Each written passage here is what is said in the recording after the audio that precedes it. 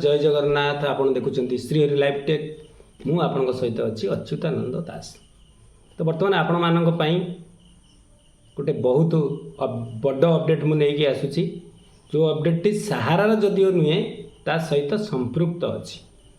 आपण माने बर्तमान सबुठी देखुचंती प्रायतः ईडी रो कार्रवाई की नहीं कार्यक्रम को नहीं कार्य प्रभाव को नहीं समग्र भारत वर्ष रे कॉर्पोरेट हाउस पूरा चिंतित अच्छी। से सहारा मध्य सामिल अच्छी। एतिर किछि कहवाई पड़ो ना। जदिओ 2022 मसीह माननीय सुप्रीमकोर्ट ईडी जो कार्यकलाप उपरे रोक लगे नथिले, जहाँ केस होता खारज कर देते। ईडी ठीक अच्छी, सब कार्यक्रम ठीक करुच्ची। किंतु वर्तमान सुप्रीमकोर्ट ग्रहण करिसेंति किछि पदक्षेप एवं 3 जणिया गोटे खंडपीठ गठन करा जाइछि जे ईडी विरुद्ध रे सुनानी करिवो।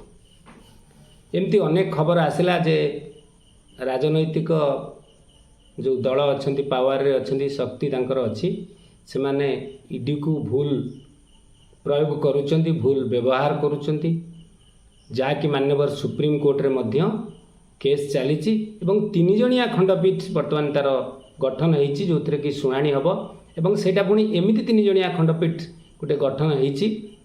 सी उज्जवल भूया, मिस्टर जस्टिस उज्जवल भूया अच्छा एवं जस्टिस सूर्यकांत अच्छा जे कि सहारा मामलार शुणाणी करुचंती एवं सी संपृक्त अच्छा जो ईडी अधिकार भितर जो काम गुड़ा से करुच्ची जाऊँची ना नहीं ता विषय में शुणाणी खूब शीघ्र होगा जाऊँगी। 7 तारिख होगा जाऊँगी। एटा मु भी कहूनी आपण सम्मुखें, आपण सम्मुखें जड़े बड़ भाई जड़े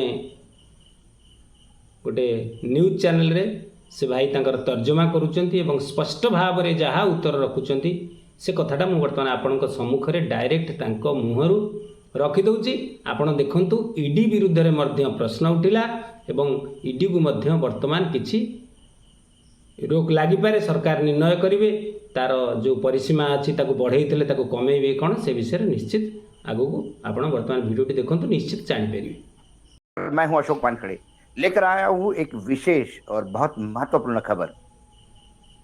लेकिन एक खबर पहलगाम को लेके नहीं, भारत पाकिस्तान को लेके नहीं, एक खबर एनफोर्समेंट डायरेक्टरेट यानी ईडी को लेकर है। ईडी के प्रकोप से खासकर 2014 के बाद पूरा देश, खासकर विपक्ष, वो तमाम कारपोरेट हाउसेस जो 2 बड़े उद्योगपतियों के बीच में रोड़ा पड़ते हैं, वो ये सभी उससे पीड़ित है। सर्वोच्च न्यायालय ने कई ऐसे केसेस थे ईडी के जिसमें ईडी के ज्यादती को लेके बहुत बुरी तरह से ईडी को हड़काया था। खासकर यदि एक बड़ा केस यदि मैं देखूं तो महाराष्ट्र के गृह मंत्री अनिल देशमुख के ऊपर 100 करोड़ रुपए की वसूली का आरोप, फिर चार्जशीट 1 करोड़ 40 लाख की, और उसमें भी ईडी कुछ नहीं कर पाया। जब जमानत मिली उनको 13 महीने बाद अरेस्ट होने के, तो कई चीजें हैं जो जज साहब ने कही जमानत देते समय, वो ईडी के काली करतूतों का एक पाढ़ा था। हेमंत सोरेन मुख्यमंत्री झारखंड, एक आदिवासी मुख्यमंत्री, उन्हें 5 महीना लोकसभा के समय जेल में रहना पड़ा, लोकसभा चुनाव के समय। लेकिन जिस जमीन के व्यवहार का उनके ऊपर आरोप था, ना कोई रिकॉर्ड उनके बारे में था, तब भी ईडी को बुरी तरह से झाड़ पड़ी थी। अब झाड़ सुनने का ईडी आदी हो गया है, क्योंकि यह निर्लज्जता का अमृतकाल है। तो इसमें तो अब किसी को कोई फर्क नहीं पड़ता सर्वोच्च न्यायालय ने भी क्या कहा। लेकिन इस बार ईडी की शक्तियों को बरकरार रखने वाला जो सर्वोच्च न्यायालय का 2022 का फैसला था, उसके खिलाफ जितनी भी याचिकाएं आई, उन्हें सब एक जगह कर 3 जजों के पीठ का एक पुनर्गठन किया गया है और जल्दी ही उसकी सुनवाई होगी। सुप्रीम कोर्ट ने प्रवर्तन निर्देशालय यानी ईडी के अधिकारों से जुड़ी एक बड़े और विवादास्पद मामले में सुनवाई करने का फैसला किया। इस सिलसिले में अदालत ने 3 जजों की नई बेंच बना दी है। यह बेंच 7 मई को उन याचिकाओं की सुनवाई करेगी जिसमें 2022 के सुप्रीम कोर्ट के फैसले को चुनौती दी गई थी। अब सुप्रीम कोर्ट जब ये 2022 में जब बहुत ज्यादा अधिकार ईडी को दिए गए, और ये यूपीए सरकार का ही पाप है, चिदम्बरम साहब का पाप है ये, जिसमें चिदम्बरम साहब भी अरेस्ट हो गए थे। तो जरूरत से ज्यादा अधिकार जब दिए गए, उसको लेकर 2022 में एक याचिका, बहुत सारी याचिकाएं गई थी, उसमें जो फैसला हुआ था ये कहा था कि ईडी को जो अधिकार दिए गए हैं वो सही है। इसका पुनरावलोकन करने के लिए फिर कुछ याचिकाएं, क्योंकि उसके बाद 2022 के 2024 के बीच में फिर ईडी ने जो प्रकोप किया उसको लेकर जो याचिकाएं आई, तो सर्वोच्च न्यायालय ने इसका संज्ञान लेते हुए, यानी याचिकाओं को एक्सेप्ट करते हुए फिर दोबारा सुनने के लिए तय हुआ और 3 जजों की नई बेंच गठित की है। न्यायमूर्ति सूर्यकांत, न्यायमूर्ति उज्जवल भुइया और न्यायमूर्ति एन कोटेश्वर सिंह इस बेंच में है। 7 मई को इस मामले की सुनवाई करेंगे। इसके पहले न्यायमूर्ति सूर्यकांत, न्यायमूर्ति भुइया और न्यायमूर्ति सीटी रवि कुमार इस मामले की सुनवाई कर रहे थे, लेकिन न्यायमूर्ति रवि कुमार 5 जनवरी को रिटायर्ड हो गए। अब सुप्रीम कोर्ट ने 2022 में ईडी के अधिकारों को सही कैसा ठहराया था। 6 मार्च को यह मामला गलती से 2 जजों के बेंच के सामने आ गया। अभी 6 मार्च को उस समय न्यायमूर्ति सूर्यकांत ने वकील को भरोसा दिया कि जल्दी ही 3 जजों की नई बेंच इस पर सुनवाई करेगी। बता दें कि सुप्रीम कोर्ट ने जुलाई 2022 में ईडी के मनी लॉन्ड्रिंग धन शोधन मामले में की गिरफ्तारी और संपत्ति अटैच करने की, तलाशी और जब्ती करने की अधिकारों को सही ठहराया। ईसीआर को एफआईआर के बराबर नहीं माना गया।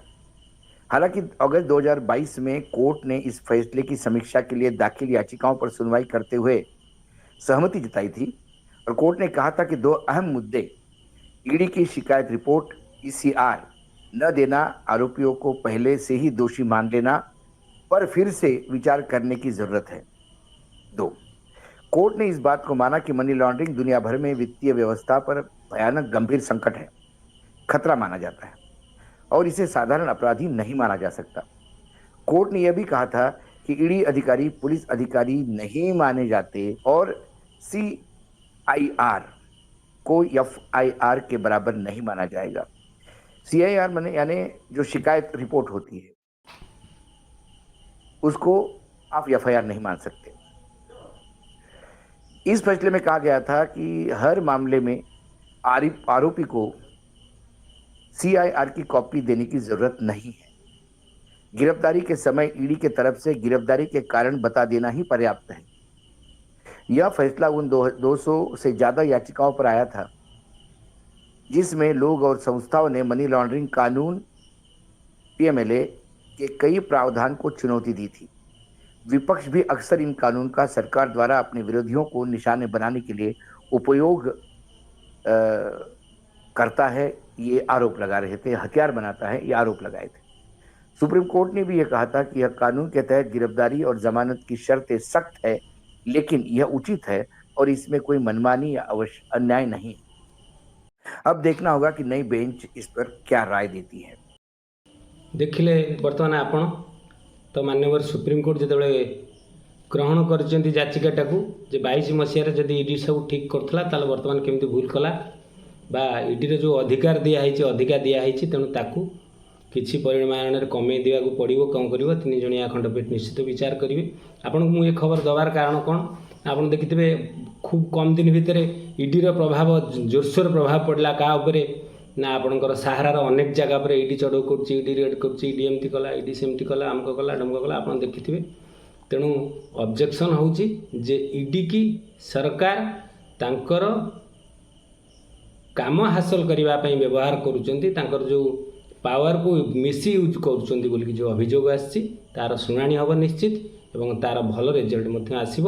सहारा संपर्कित निश्चित खबरटा हो आपण सम्मुख में मुझे उपस्थापना कली।